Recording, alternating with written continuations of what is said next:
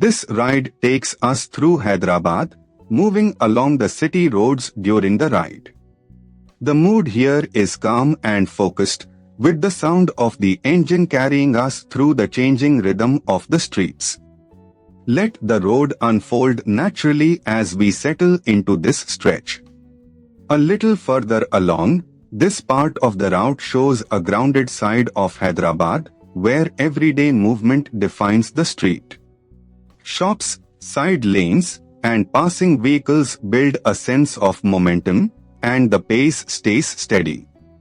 It is the kind of stretch where the ride feels less like a destination and more like a continuous observation.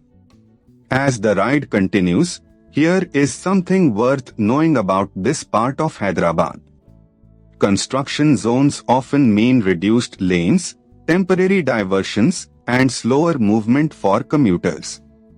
That local detail adds depth to what might otherwise seem like a simple road, and it reminds you that every ride here passes through layers of history and routine.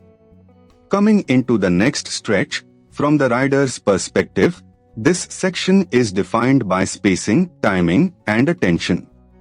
Traffic flows in its usual unpredictable pattern, so every opening on the road matters. The experience becomes less about speed and more about reading the street early, staying smooth, and keeping the ride controlled. Further down the route, as the route continues, the presence of history Golconda gives this stretch a stronger sense of place. Landmarks like this help anchor the ride, because they turn a moving sequence of roads into something memorable. With the road opening ahead, the atmosphere here changes with the hour, and the weather adds its own character to the ride. The road noise, light, and movement around the bike all combine into a very specific riding mood. That is what makes city POV footage work best when the narration supports the scene.